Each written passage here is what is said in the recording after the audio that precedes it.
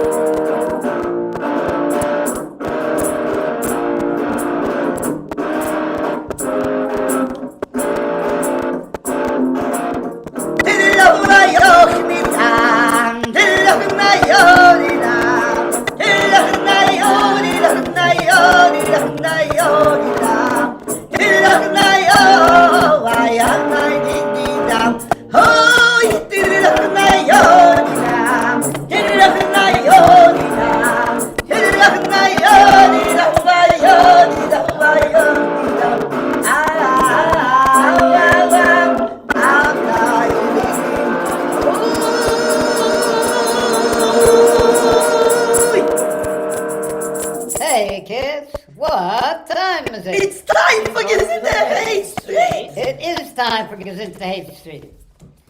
And the story for tonight is called A Lesson from a Young Trooper. The previous Rebbe told a story that occurred when a Tzemach Tzedek attended a rabbinical conference in Pittsburgh, the then capital of Russia, capital of Tsarist Russia. At that time, there was an army unit of a few hundred contonists. Now, in case people don't know, a contonist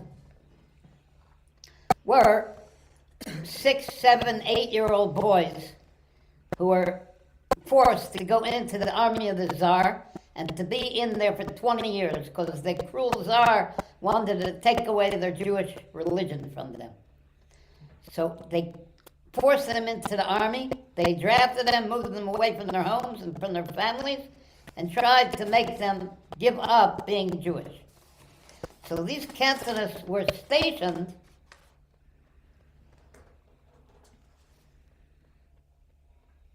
That was the bad Tsar Nikolai I. And when these young Jewish soldiers were in the town of Kronstadt, Mitzal, I remember him. He was not a nice a man. bad guy. And when those young Jewish soldiers were in the town of Kronstadt, which was a suburb of Pittsburgh, it was very close. The Tzedek Tzedek was nearby because he had gone to that rabbinical conference. And they asked him to come and speak to them. These kids asked the Rebbe to come and speak to them. And by a miracle, the government permitted the Rebbe to go speak to those boys. When he got there, the young soldiers said, Rebbe, we polished our buttons in honor of your visit. Now we want you to polish and refine our souls, which have become coarsened. The Tzedek Tzedek responded by delivering a Hasidic discourse in a simple way that the boys can understand. And after saying the discourse, he instructed the boys that even though they had no Jewish books, those who remembered some Psalms of David should teach the others so that they would know them by heart. And their heartfelt Psalms would be similar to the way a soldier polishes his buttons. The Rebbe explained, like when the soldier polishes his buttons, he does it with earth and water. That's what they used to use in those days. So too, polishing the soul is done with earth and water. Earth represents words of prayer. Water represents the tears which accompany those ancient prayers.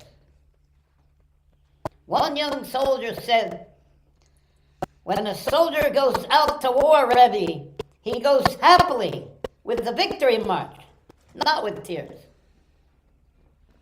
The Tzedek Tzedek said, you're right. Happiness and serving Hashem is the way to defeat the evil impulse.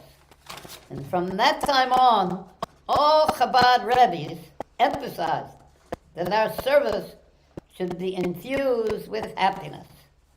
And in that way, our fight will take place with extra strength, our fight against the evil impulse. And our victory will occur in a faster and an easier way. I have a second story. I don't know if I should tell it or we should go on to the next one. You know what, Mitzal, I think you might want to... Should we have a niggun and then you tell it? Anywhere you like. Okay, Leib. Okay.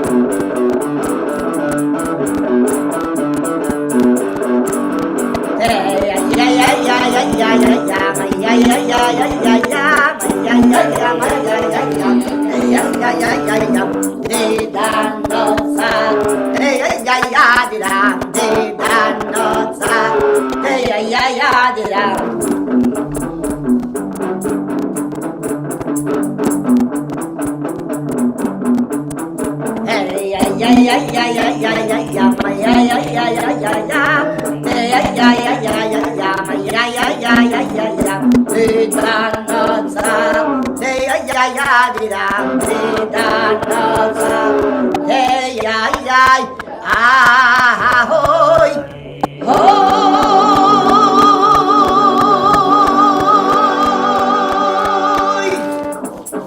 save the next story for the next different time. And we're going to go straight to the Chassidus. And the Chassidus tonight is not all that easy to understand. However, it does what Chassidus does best. It explains the inner level of a Jew and how he's connected to the inner level of Hashem. So try to follow it.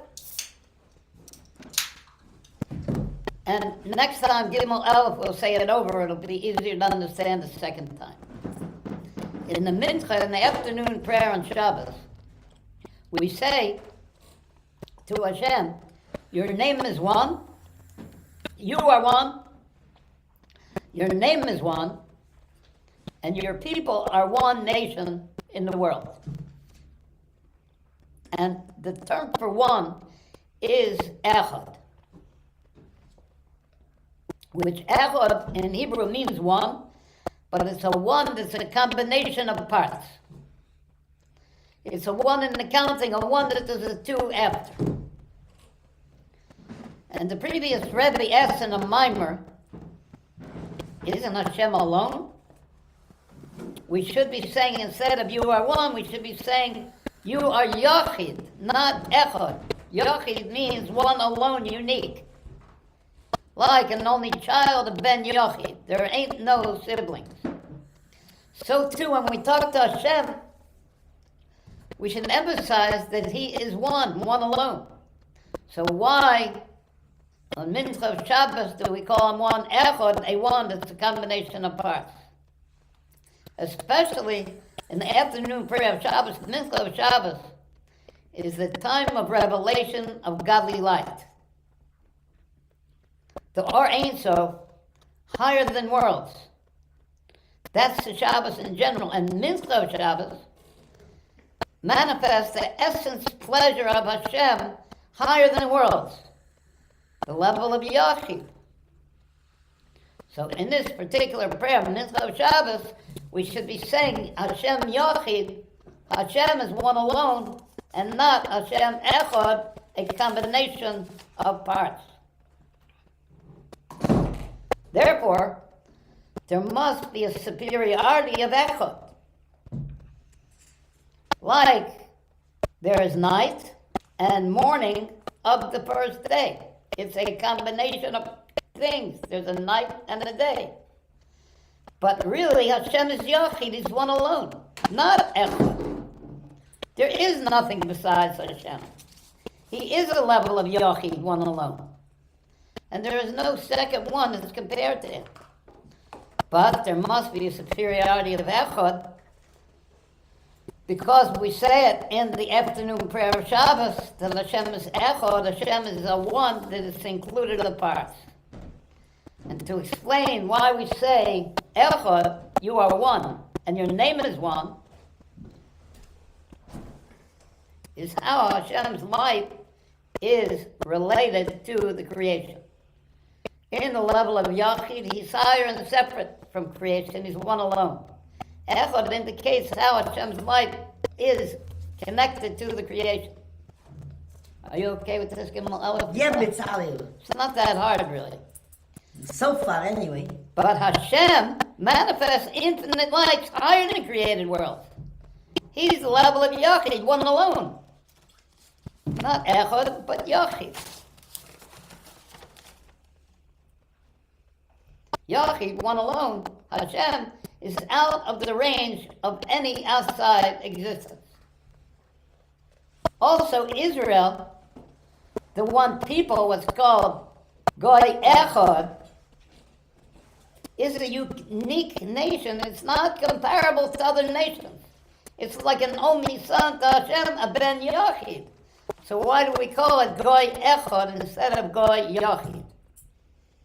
And these are the questions that the previous Rebbe asked in his mind.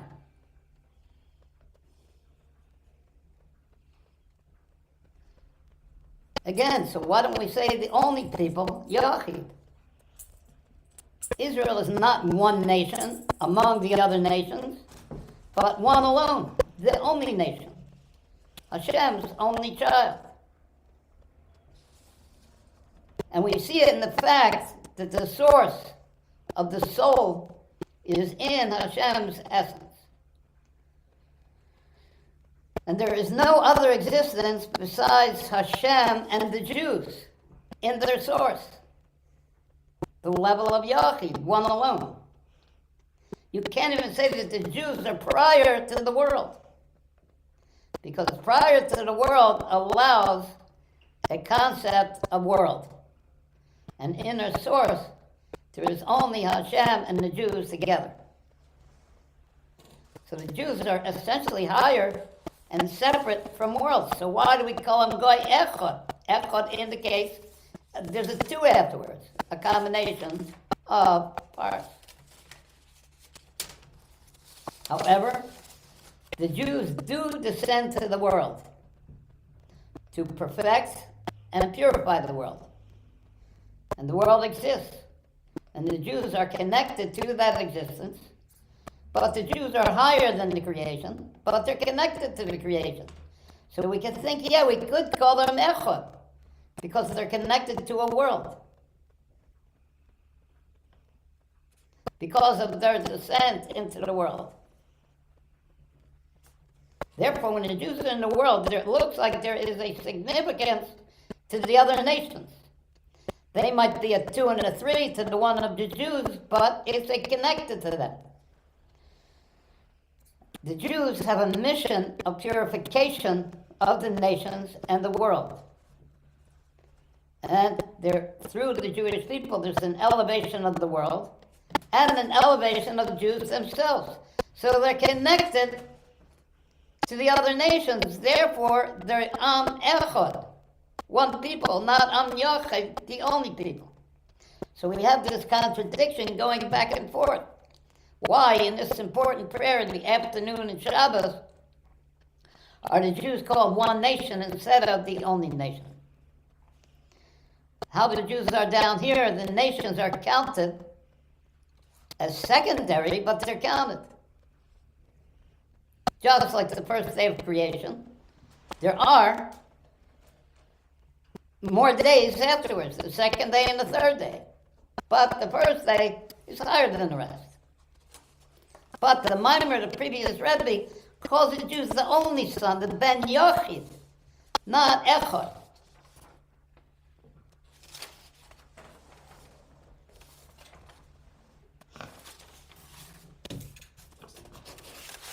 And an only son, the love of the father for the only son, and the love of the only son for the father is incomparable. Even when the Jews are in the world, this love, each for the other, is special and unique. So how can they be counted among the other nations and call them Echad, the first one? They should be called a unique nation, which they are. Not just the one nation, but the only nation, Yachid. Everything down here has a source on high. And the supernal source of love for children by parents is Hashem's love for the Jews. And the source of love of children for the parents is the love of Jews, the essential love for Hashem. So they should be an only nation, Am Yochid.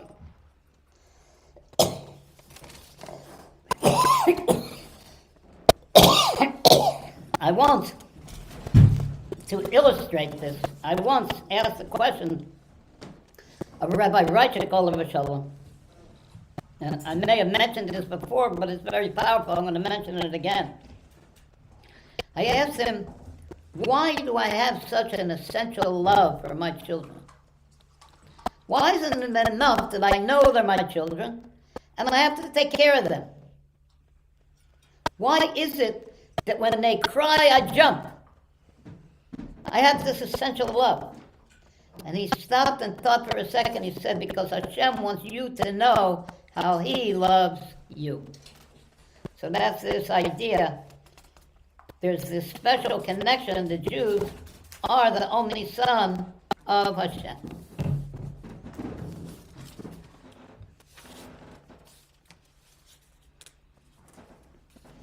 And the fact that they're the only son contradicts what we say in the afternoon prayer of Shabbos, that we're the one people. We're the unique people, not Echad, but Yachid.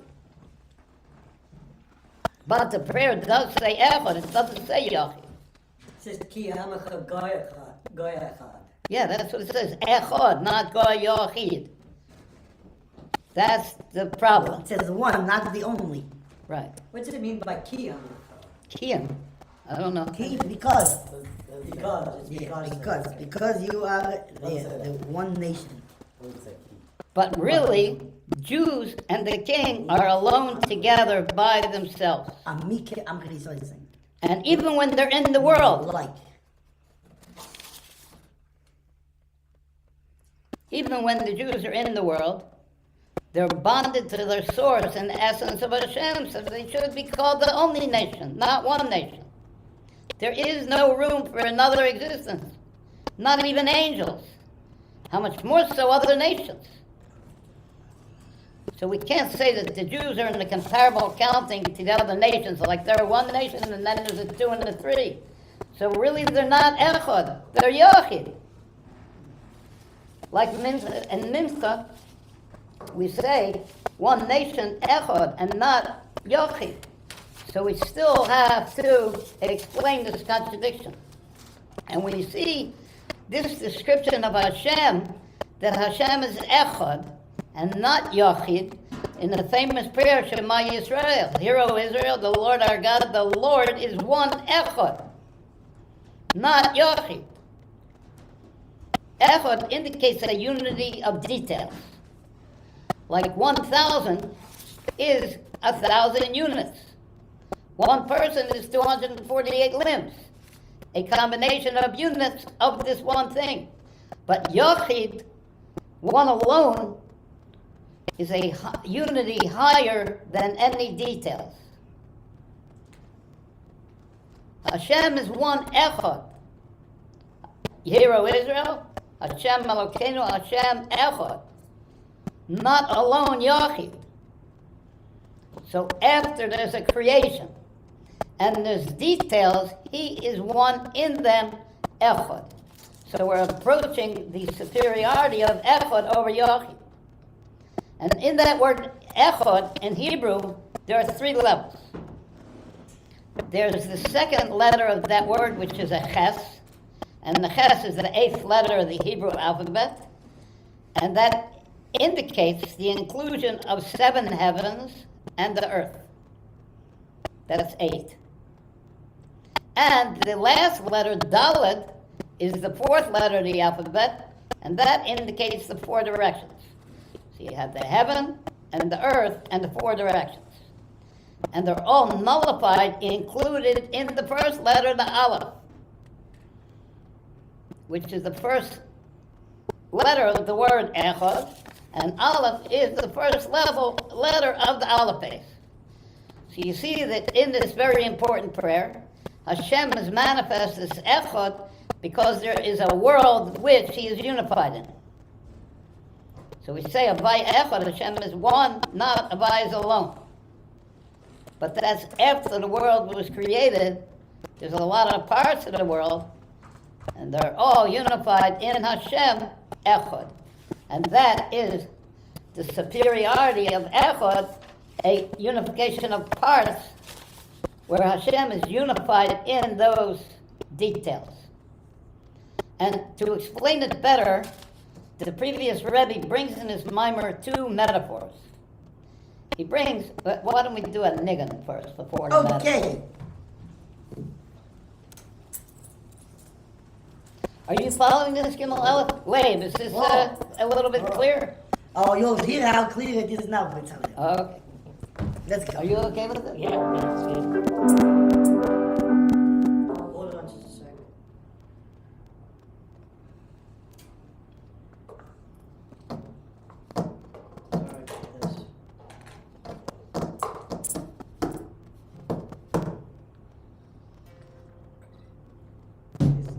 played in a while.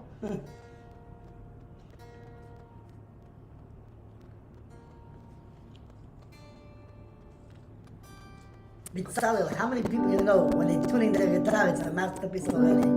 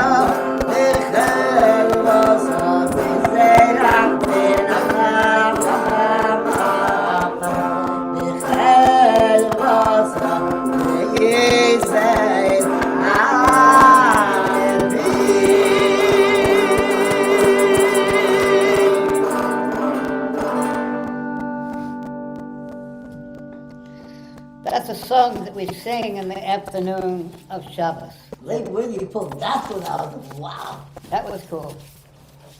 There's two metaphors that describe this thing of the difference between Yochid and Echad. You have the metaphor of light, which is parallel to Yochid.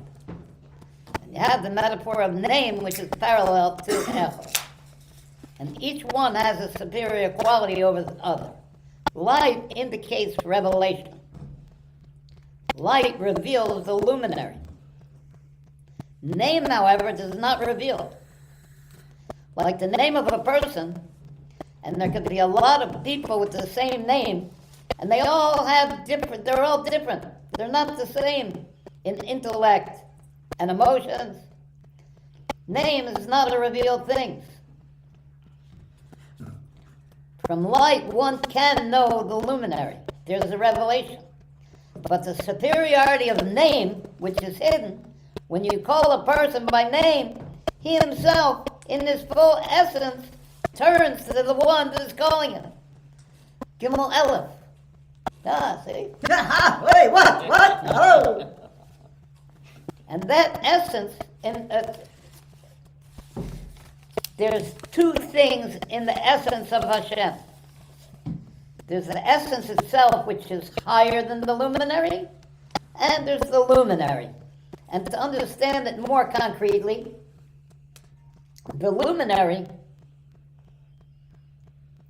this is the way I understand it, take it for what it's worth, the luminary is the Ein Sof, is the infinite. And the light that reveals that luminary is the Or Ein Sof, the infinite light. So from the luminary shines the light, which reveals the luminary. From the infinite light, we know that there's an It's infinite like one. the ray of light from the sun. Yeah, you know there's a sun when you see the ray. Even when you're looking straight at the sun, you're not seeing it, you're seeing the ray that's coming from it. The essence, however, is higher than the luminary, it's higher than outshine. It's higher than infinite. It's Hashem himself, which is not connected to any outflow at all.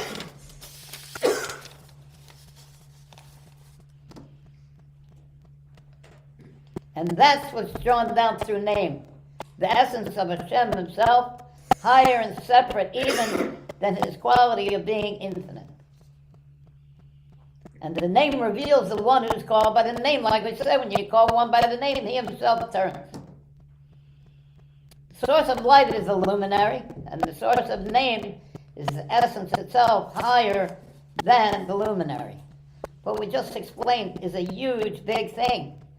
That usually Hashem is called the infinite. However, infinite is only an attribute of Hashem, but he has much more than that. It's like infinity is like something that Hashem keeps in the hip pocket of his calvins. No, it's revealed from the infinite light. It's not in the hip pocket. Yeah, I mean, it's like, it's But just right, like, it's it's not an a out- major thing. It's an outshine. It's some kind of an attributional thing. Ladies. But name calls down the essence of Hashem himself. Separate from revelation and outshine, which will finally be revealed. The real superiority of the name is only when it has the quality of light, when there's a revelation of the one who turns. Just by saying, oh, his name is that's not a big deal. But calling him by the name and having him turn, that's a big deal in the revelation. And that happens through the creation, through the manifestation of Echad.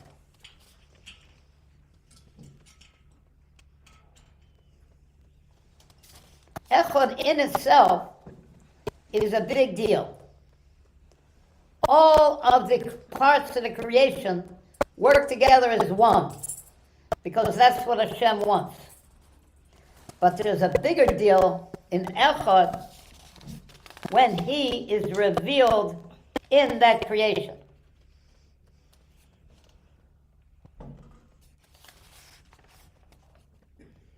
The nullification of Echad in Hashem is not like the nullification of Yochid. They're both nullified to godliness, but they're different. The nullification of Echad, how it is in itself, how it is one in the creation, the worlds exist, but they're nullified to Hashem as a secondary characteristic that they have. I exist, and I'm nullified to Hashem. It's added to me. It's not yet, Hashem is not yet revealed in those creations. The superiority of name is when worlds that are brought into being through the Tzimtzum, through Hashem hiding his attribute of infinity. Those worlds have in them a revelation of infinite light from before the contraction, from before the Tzimtzum. And even though there's a revelation of infinite light, they are not nullified out of existence. And that is the superiority of Echad.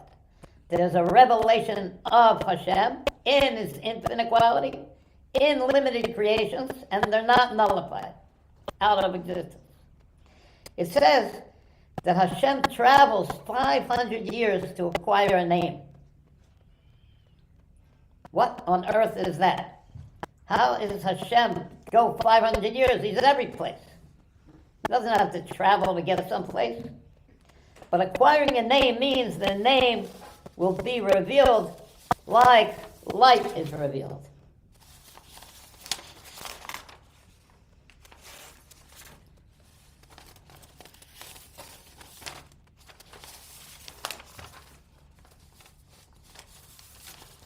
And that name becomes revealed and draws down the essence of Hashem.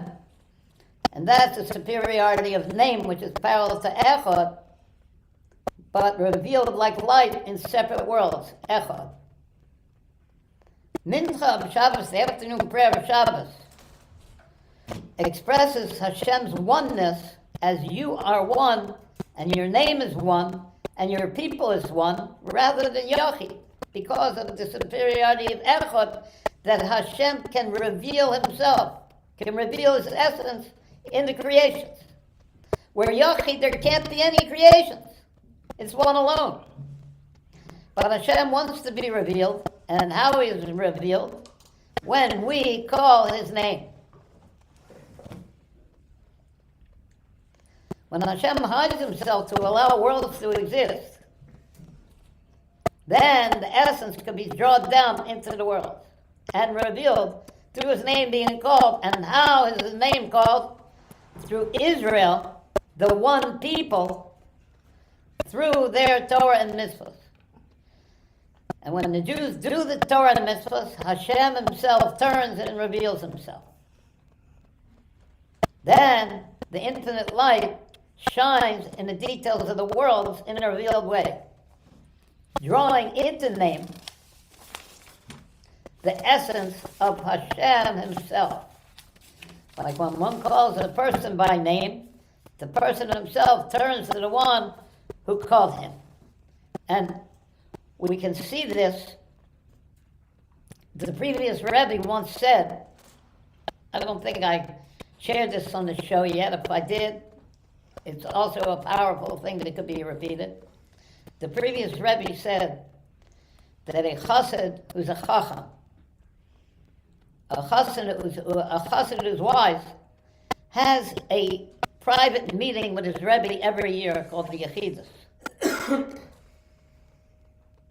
And how does he accomplish it?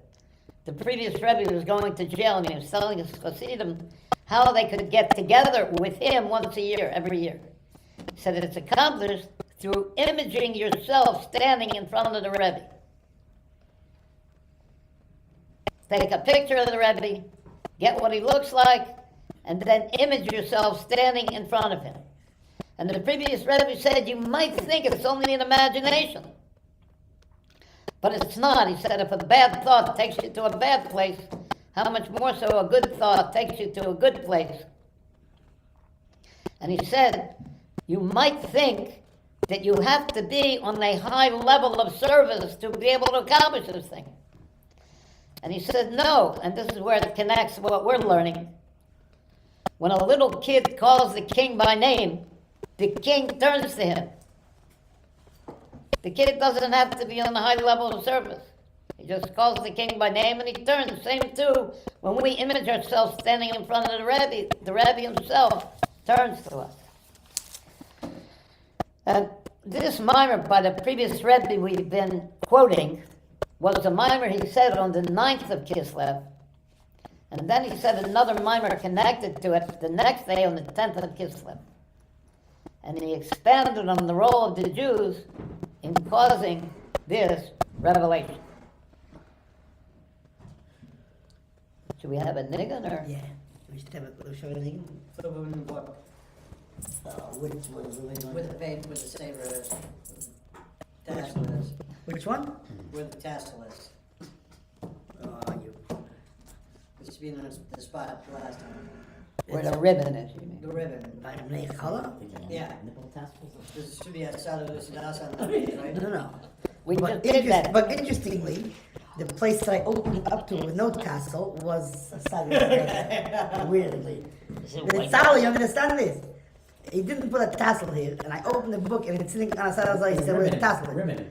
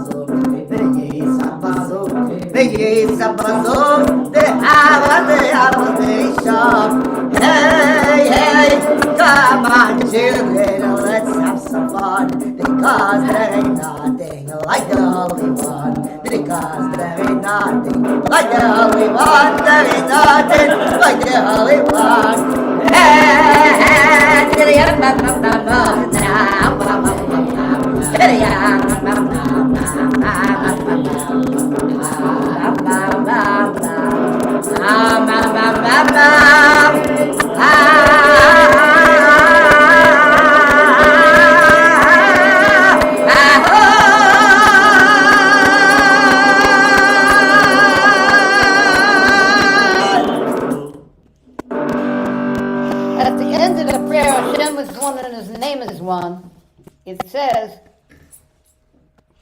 that the Jews make the name holy. That's what we said. By calling that one by name, he comes into the name. So like he's holy, he is holy, and his name is holy. Because the expression Mekadesh Hashem, they make the name, they draw down into his name his essential holiness. You are holy, and your name is holy. And how is that? Like we said, through the Torah and mitzvahs of the Jews. Like one is called by name, he himself turns into one who calls. And the connection of the beginning of the prayer, you are one, to the end of the prayer, your name is holy,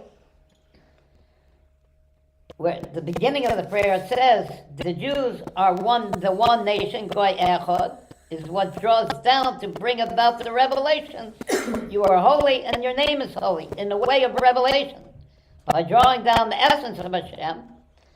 And just as he is essentially holy, so too his name is revealed to be holy by the one people on the earth, through the Torah and mitzvah.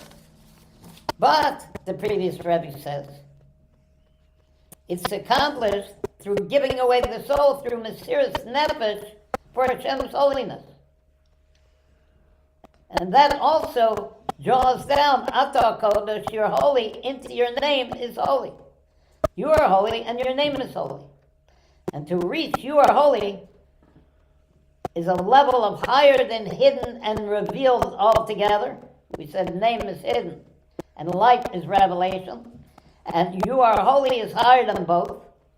It's necessary to employ the power of self-nullification, and giving oneself away, Mesiras Nefesh, is absolute self-nullification. And this is why Mesiras Nefesh is called Kiddush Hashem. It makes the name holy. Isn't that a cool thing? That's amazing. Never saw that before.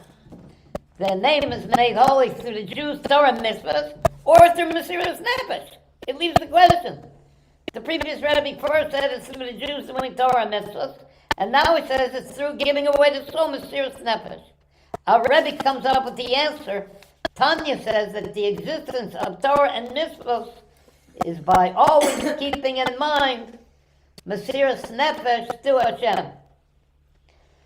When Hashem's essence is revealed through your name, the revelation is Yechida, one alone, will be revealed in every level of the soul, Echad, like the revelation of Yachid in Echad, through Mesiras Nefesh, through having in mind Mesiras Nefesh causes additional growth in Torah and mitzvah. And the revelation of name, you're holy and your name is holy, is not just in general then, but in all the particular levels of every creature, including a revelation down here in the lowest physical world of Hashem. We'll all know what causes our existence in the very lowest physical world, and all flesh will see that Hashem is what brings us into existence, not just with eyes of flesh, but the actual flesh will see godliness through this, making the name holy. Do you want Mashiach now? You want to end with the niggun or Bitzalel, I have a question. a question? It's a little bit of a... You know what? It's Wait, good. how about a niggun first? Yeah, keep the... No, Yeah, Bitzalel, continue, yeah. it's a little bit of a complicated question. Oh, Because, you know, I read in the Torah here, there was out the Rebbe, and you know, he talks, and I want to understand is this what the connection is, because you know it says, "V'hoyo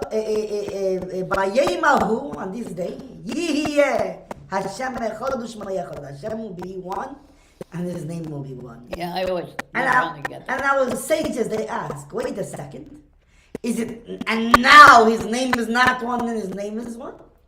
And the answer, well, you know, now it's spelled Yud K Vav K, but we read it different. We read it with Shem Adnai, yeah. But when Mashiach comes, you will read it as it is written. Is this connected to this? I told you it's a complicated No, question. it's not so complicated, and Mr. there is a connection. And myself, I never understood, just because we're going to read the name like it's written, how does that mean that he's going to be one and his name will be one at that time? I guess that's the answer. That's the answer. That's the answer. By reading it as it's written, he'll turn around. No, and you know, the Rebbe, he explains it as such. Did you hear what I just said first? Yeah. Okay, very but, good. and Did you hear? Yeah, and I think the Rebbe explains it like this, because he says that now, because it's Al Bishamayim Kadrus, I will include the makifin, the surrounding lights and darkness, and that's why meaning it has to be with our hiddenness, and that's why we read it this way. But when Mashiach comes, it'll be it comes straight down from this and this one. That's why we'll read it as the same way. I hear what you're bringing out, Gimel Aleph, and it sounds like it connects to this. Because when we call Hashem by His name like it's written, He Himself is going to turn to us. Instead of just the clothing. What did you say, Sonny? No, it's going to instead of the clothing turning to us, He's going to turn to us. Something like that. B'tzalel, I like it. Like Vanigin. If you need a minute, I think. No, I've already thought of it. Go, Leib. Leib is going heavy on Dr. Rebbe today, baby. I like it. B'tzalel, this Leib. Do it, Leib. Something. Like ringing a bell. Yeah. Like ringing a bell, that boy. Hell you, Moshe. I love you, Moshe. Ooh.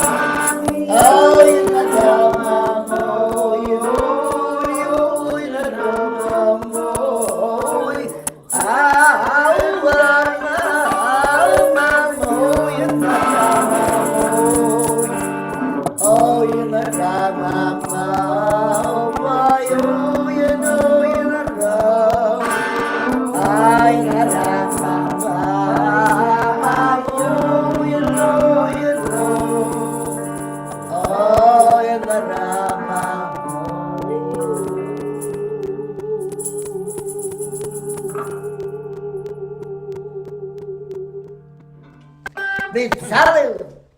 I don't know if Leib knows it. That was a masterpiece, was it not? Leib! You're That was ringing the the bell. Nice. Okay, what's the G? Ready?